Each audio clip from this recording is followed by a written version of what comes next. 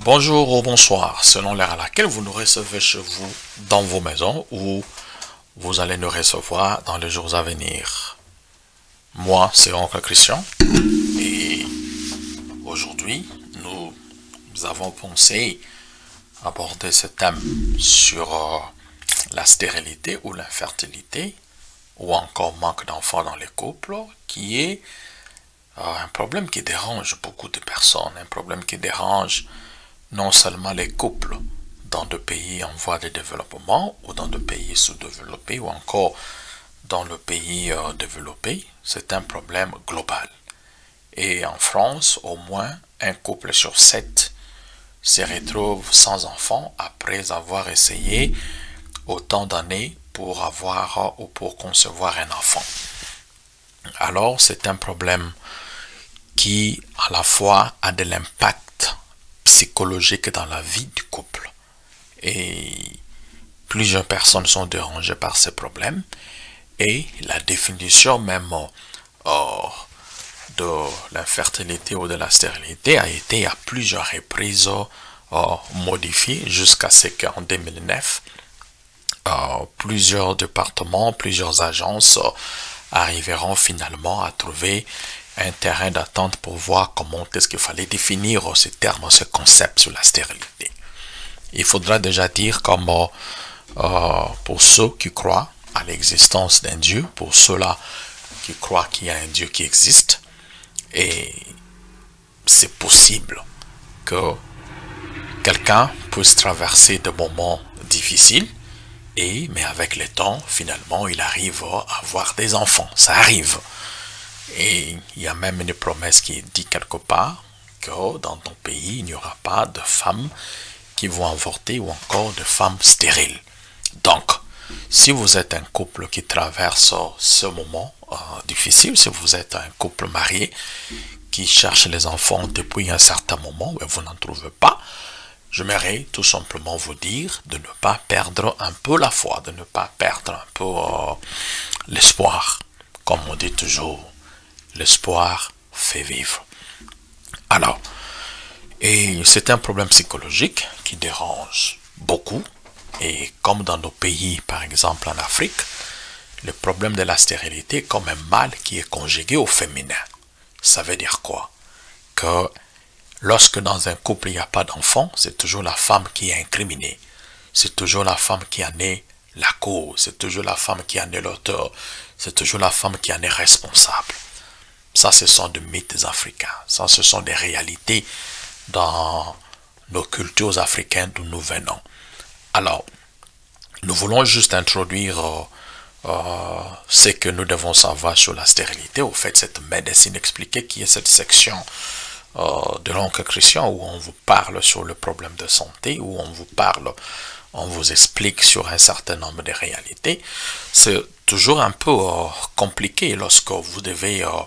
vous allez mélanger la science avec la foi, vous allez mélanger la science avec votre croyance religieuse, et ça fera toujours en sorte que tout ce que nous faisons, toutes nos décisions, toutes nos pensées, soient toujours à caractère à 100% prédominant par rapport à nos conventions, en fait, à nos convictions religieuses. Donc, nous croyons que chaque maladie, derrière chaque maladie, il y a un esprit derrière. Bon, derrière chaque maladie, il y a toujours un démon quelque part. Et les gens peuvent facilement chasser ces démons et la maladie va perdre même la vie en elle-même. Et elle va partir. Ça, c'est nos convictions religieuses. Alors, il y a aussi une passion, une façon de voir quand vous abordez ça sur la rationalité par rapport à la science.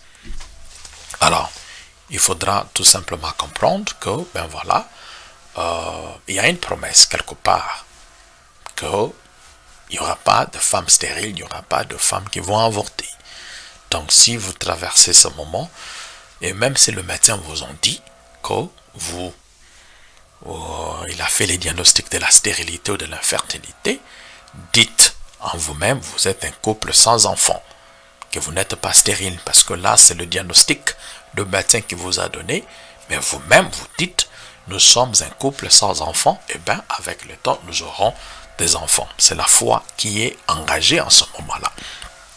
Alors, aujourd'hui, nous voulons tout simplement définir par rapport à la science, c'est quoi la stérilité. Dans le passé, il y a plusieurs personnes qui, de temps à autre, ils ont parlé de la stérilité lorsque quelqu'un pouvait faire, disons, 4 ans, 5 ans, 3 ans sans enfant. Mais au fur et à mesure que les choses ont changé, finalement, des gouvernements du monde ont finalement eu l'opportunité de se retrouver et de pouvoir poser et adopter une définition commune. Alors, comment est-ce que, par exemple, l'Organisation mondiale de la santé définit cela? Vous allez vous rendre compte que depuis 2009, que l'Organisation mondiale de la santé a pu joindre ses efforts avec l'agence qui s'occupe de la reproduction, d'étudier la technologie, toutes ces choses-là en matière de la reproduction. Et finalement, ils ont pu définir la stérilité ou l'infertilité comme étant une maladie du système reproductif qui est définie comme étant l'échec par un couple après 12 mois, après une année d'avoir essayé d'avoir des relations sexuelles non protégées. Et après 12 mois, ils ont essayé. Et bien, après 12 mois, ils n'ont pas eu d'enfant.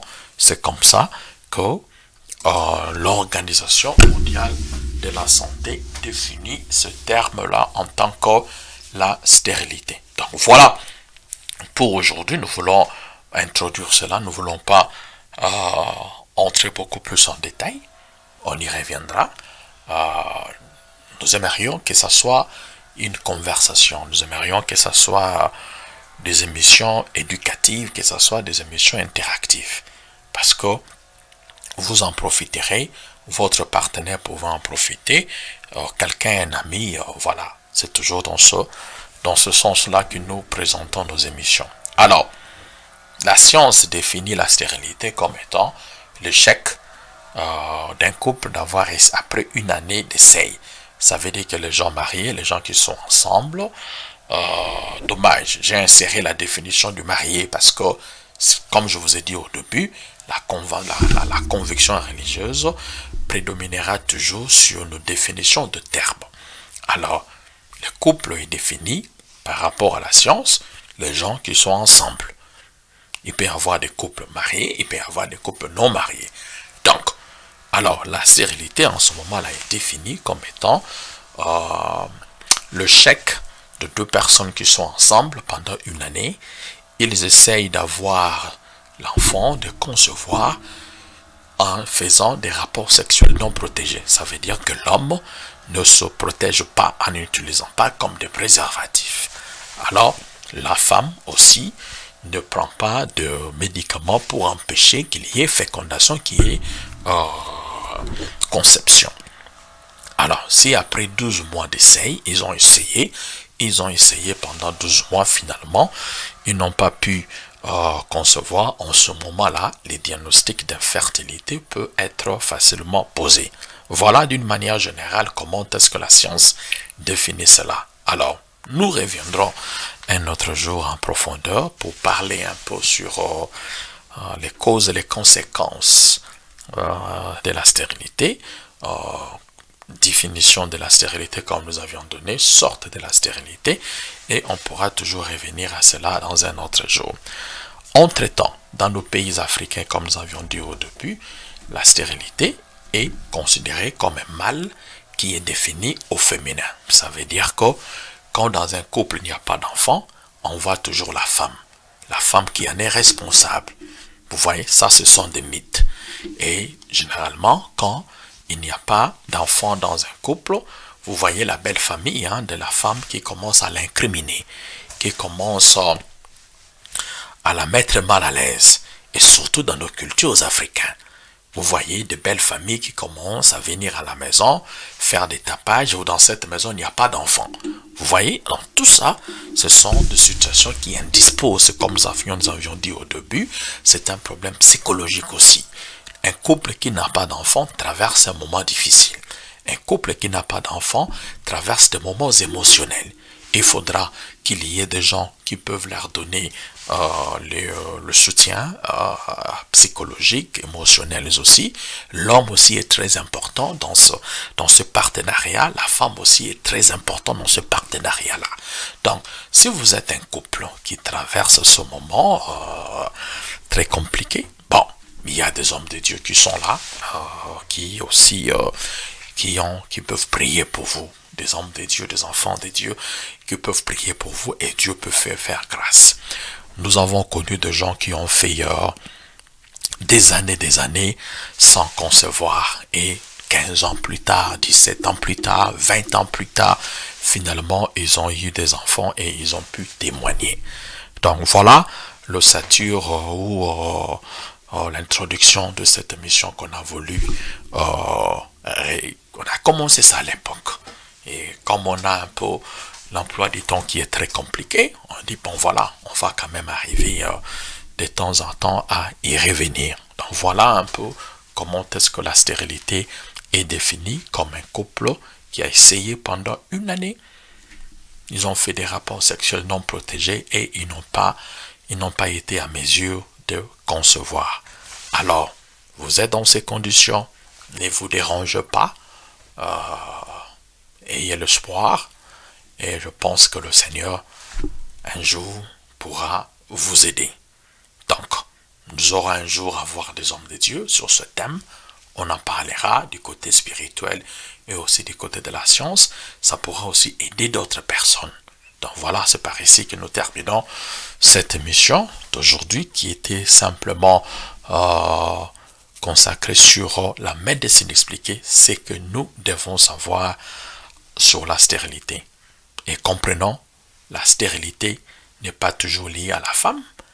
L'homme peut aussi être à la base et à la cause de manque d'enfants dans un couple.